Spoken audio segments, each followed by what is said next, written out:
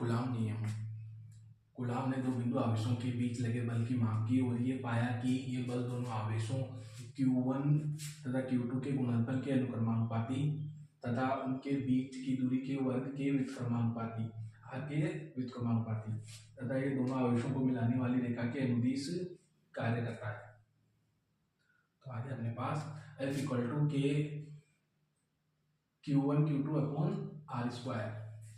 मान लीजिए धातु के गोले पर आवेश Q है। यदि इस गोले को इसके सर्वसम किसी अन्य अनावेशित गोले के संपर्क में रख दे तो आवेश Q दोनों आवेशों पर फैल जाता है। सममिति के अनुसार प्रत्येक गोले पर Q/2 आवेश होगा। इस प्रक्रिया को दोहराकर हम Q/2 Q/4 आदि आवेश प्राप्त कर सकते हैं।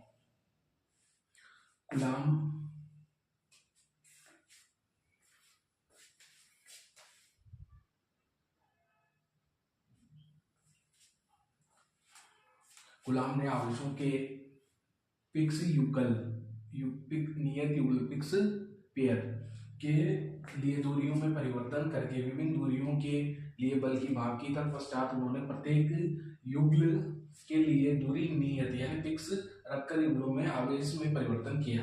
विभिन्न दूरियों पर आवेशों के विभिन्न युगलों के लिए बलों की तुलना करके कूलाम समीकरण 1 के संबंध पर पहुंच गए। और परमाणु स्तर R लगभग 10⁻⁻10 मीटर तक भी से स्थापित किया जा चुका है। समीकरण 1 के संबंध में अब तक K का मान यादृच्छिक है। हम K के लिए भी धनात्मक मान का चयन कर सकते हैं। K का चयन आवेश के मात्रक का साइज निर्धारित करता है। ऐसे मात्रकों में K का मान लगभग 9×10⁹ newton metre square upon coulomb square है। इस चयन के फलस्वरूप आवेश का जो मात्रक प्राप्त होता है उसे कूलाम कहते हैं।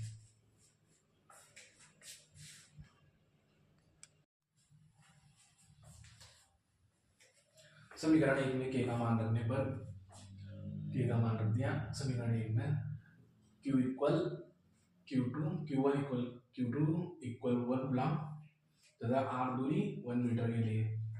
तो समीकरण 1 में मान रखने पर आपके पास आ जाएगा 9×10⁹ न्यूटन। अर्थात एक कूलाम वह आवेश है जो निर्वात में 1 मीटर दूरी पर रखे इसी परिमाण के किसी अन्य सजातीय आवेश को 9×10⁹ न्यूटन बल से प्रतिकर्षित करे। सुविधा के लिए समीकरण 1 के नियतांक K को प्राय K इक्वल 1/4 πε0 के रूप में लिखते हैं। तो समीकरण 1 में अपन डालते हैं, ये आ जाएगा समीकरण 2। ऐसे मात्रकों में ε0 को मुक्त आकाश या निर्वात की विद्युतशीलता अथवा पराविद्युतांक कहते हैं। ऐसे मात्रकों में ε0 इक्वल 8.854 × 10⁻12 c² न्यूटन की पावर -1 मीटर की पावर -2।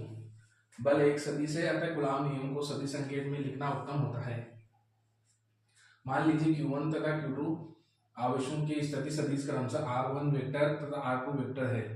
हम Q2 के द्वारा Q1 पर आरोपित बल को F12 तथा Q1 के द्वारा Q2 पर आरोपित बल को F21 द्वारा व्यक्त करते हैं।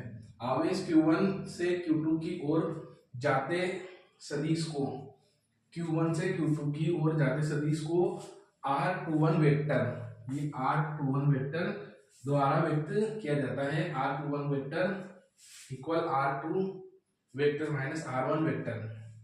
इसी प्रकार R2 से R1 की ओर जाते सदिश को R12 वेक्टर द्वारा व्यक्त किया जाता है। R12 vector equal R1 vector minus R2 vector equal minus R21 vector. सदिशों R21 वेक्टर तथा R12 वेक्टर के परिमाणों का संकेत क्रमशः R21 व R12 द्वारा होता है। आ जाएगा ये किसी सदिश की दिशा का विशेष उल्लेख उस सदिश के अनुदिश रेखांश सदिश द्वारा किया जाता है।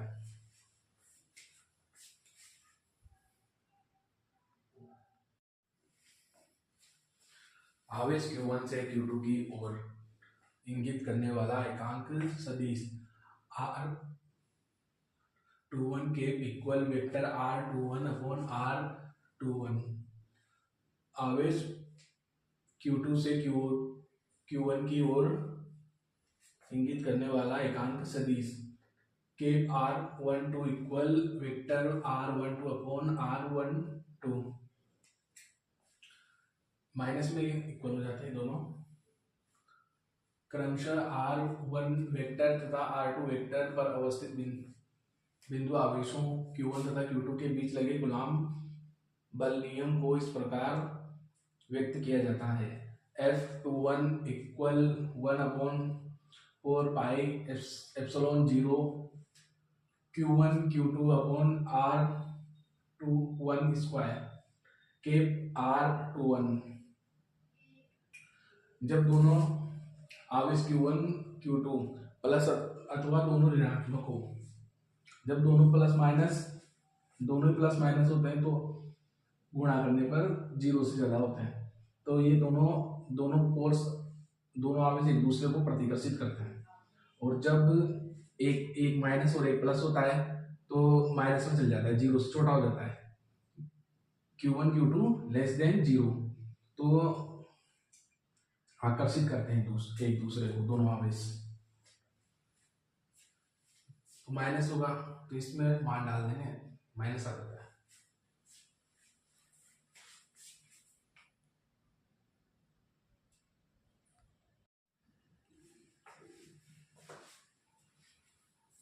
दो बिंदु आवेशों के बीच स्थिर विद्युत बल के लिए कूलॉम नियम तथा दो स्थिर बिंदु द्रव्यमानों के लिए गुरुत्वाकर्षण बल के लिए न्यूटन का नियम, दोनों में ही बल आवेश अथवा या द्रव्यमानों के बीच की दूरी के वर्ग के व्युत्क्रमानुपाती होता है। क्वेश्चन ए, इन दोनों बलों के परिमाण ज्ञात करके इनकी प्रबलताओं की तुलना की जाए, एक इलेक्ट्रॉन तथा एक प्रोटॉन के लिए और दूसरा है दो प्रोटॉनों के लिए। द्रव्यमानों के मान दिए हुए हैं और ये गुरुत्वीय त्वरण। तो फर्स्ट का एक इलेक्ट्रॉन तथा एक प्रोटॉन के बीच विद्युत बल जबकि इनके बीच की दूरी r है, तो समीकरण 2 से इक्वेशन आ गई, समीकरण फॉर्मूला। यहाँ पर ऋणात्मक चिन्ह आकर्षण को इंगित करता है, व्यक्त करता है। इसके तदनुरूपी गुरुत्वाकर्षण बल जो सदैव धनात्मक है, ये समीकरण गुरुत्वाकर्षण का सार्वत्रिक नियम से आएगी। यहाँ mp तथा me क्रमशः प्रोटॉन तथा इलेक्ट्रॉन के द्रव्यमान है, तो क्या करना है अपने को, तुलना करनी है इनकी प्रबलताओं की। तो इसमें इसका भाग दे देंगे, तो ये इसको फिर सोल्व कर देंगे, ये कूलॉम से कूलॉम चल जाएगा और ये न्यूटन मीटर स्क्वायर से, और ये kg माइनस की पावर -2 kg माइनस की पावर kg से चल जाएगा, तो अपने पास ही वैल्यू आ जाएगी। तो इस प्रकार दूसरा ए का सेकंड, इसी प्रकार दूरी पर स्थित दो प्रोटॉनों के बीच विद्युत बल तथा गुरुत्वाकर्षण बल के परिमाणों का अनुपात दो प्रोटॉनों के लिए, तो दोनों प्रोटॉन आ जाएंगे यहाँ पे mp और जो 1/4 पाई एप्सिलॉन 0 है, इसका मान ये 8.98787 गुणा 10 की power 9 newton metre square upon coulomb square. तो सोल्व कर लेंगे तो अपने पास मिल जाएगी 1.3 गुणा 10 की पावर 36। यहाँ पर दो बलों के चिन्हों में अंतर है, दो प्रोटॉनों के लिए गुरुत्वाकर्षण बल आकर्षी है तथा कूलॉम बल प्रतिकर्षी। नाभिक के भीतर दो प्रोटॉनों के बीच की दूरी लगभग 10 की पावर -15 मीटर है और नाभिकों के भीतर इन बलों के वास्तविक मान Fe कितना है, लगभग 230 न्यूटन, जबकि Fe लगभग 1.9 गुणा 10 की पावर -34 न्यूटन है। इन दोनों बलों का विमाहीन अनुपात यह दर्शाता है कि गुरुत्वाकर्षण बल की तुलना में विद्युत बल अत्यंत प्रबल होते हैं।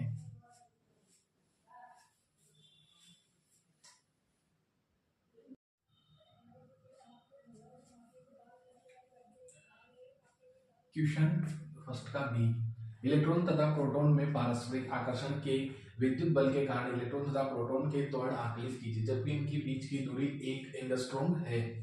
1 एंगस्ट्रॉम मतलब 10⁻⁻10 मीटर।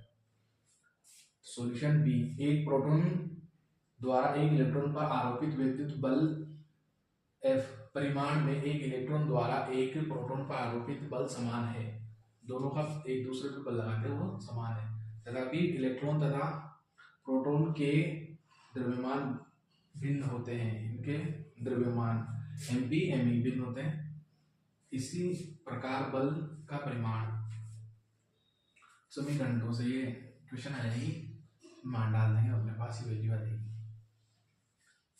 न्यूटन के गति के दूसरे नियम F इक्वल ma के अनुसार इलेक्ट्रॉन में उत्पन्न त्वरण, तो त्वरण का फॉर्मूला यहाँ से आ जाएगा द्वितीय नियम से न्यूटन के A इक्वल F/A, तो F का मान अपने यहाँ से डाल देंगे m इलेक्ट्रॉन के लिए, तो इलेक्ट्रॉन का ये वाला डाल देंगे, ये मान आ जाएगा। इसकी गुरुत्वीय त्वरण से तुलना करने पर हम ये निष्कर्ष निकाल सकते हैं कि इलेक्ट्रॉन में गति पर गुरुत्वीय क्षेत्र का प्रभाव नगण्य है। ये बड़ा है ये छोटा है तो इसका प्रभाव इस पर नहीं पड़ता। किसी प्रोटॉन द्वारा इलेक्ट्रॉन पर आरोपित कूलॉम बल की क्रिया के अधीन इलेक्ट्रॉन में उत्पन्न त्वरण अत्यधिक है। प्रोटॉन के लिए त्वरण का मान, तो प्रोटॉन इसी फॉर्मूले में तो प्रोटॉन का डाल दें मान में, इलेक्ट्रॉन का सेम ही रहता है, ये आ जाएगा मेरे पास त्वरण।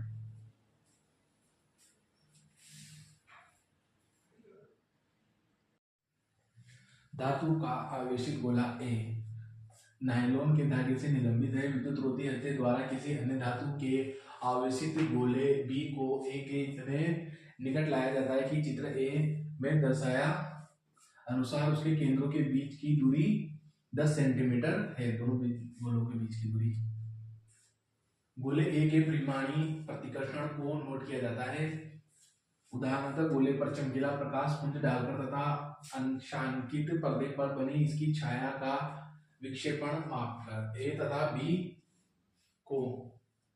गोलों को चित्र 2 में दर्शाए अनुसार क्रमशः आवेशित गोलों C तथा D से संपर्क करवाया जाता है। तत्पश्चात चित्र 3 में दर्शाए अनुसार C तथा D को A के इतने निकट लाया जाता है कि इनके केंद्रों के बीच की दूरी 5 सेंटीमीटर हो जाती है। कूलॉम नियम के अनुसार A का कितना अपेक्षित प्रतिकर्षण है? A का गोले A तथा C एवं B तथा D के साइज सर्वसम है, एक समान है, ठीक है। A तथा B के केंद्रों के पृथक्करण की दूरी की तुलना में इनके साइजों की उपेक्षा कीजिए। इनके साइज उसकी दूरी से बहुत ज्यादा छोटे हैं, दूरी ज्यादा है। तो A मान लीजिए A गोले पर मूल आवेश Q आवेश है तथा गोले B पर मूल आवेश Q डैश है। दोनों गोलों के केंद्रों के बीच की दूरी R है, दोनों केंद्रों की दूरी R मान लिया अपन ने। प्रत्येक पर लगे स्थिर विद्युत बल का परिमाण, दोनों गोलों पर लगे स्थिर विद्युत बल का परिमाण समीकरण से आ जाएगा 2 से। यहाँ R की तुलना में दोनों गोलों A तथा B के साइज नगण्य है। नगण्य मतलब शून्य मान लो। जब कोई सर्वसम परंतु अनावेशित गोला A को स्पर्श करता है तो A तथा C पर आवेश का पुनर्वितरण होता है। एक अनावेशित है ये गोला C, आवेशित के पास लाएंगे तो इसमें दोनों में बराबर पड़ जाता है, आवेश पुनर्वितरण हो जाता है। सममिति द्वारा प्रत्येक गोले पर आवेश Q/2 होता है। इसी प्रकार B तथा D के संपर्क के पश्चात इनमें प्रत्येक पर पुनर्वितरण आवेश Q'/2 होता है। अब यदि A तथा B का पृथक्करण आधा रह जाए तो प्रत्येक पर स्थिर विद्युत बल हाफ हो गया, इसमें डाल देंगे मान, और ये 5 रख दी थी अपन ने, आधी कर दी थी इसके अनुसार इसमें दी दिया, तो ये बराबर ही आ जाएगा वापस। तो इसमें प्रतिकर्षण सेम ही रहेगा, अपरिवर्तित हो जाएगा। इस प्रकार बी के कारण ए पर स्थिर विद्युत बल अपरिवर्तित रहता है।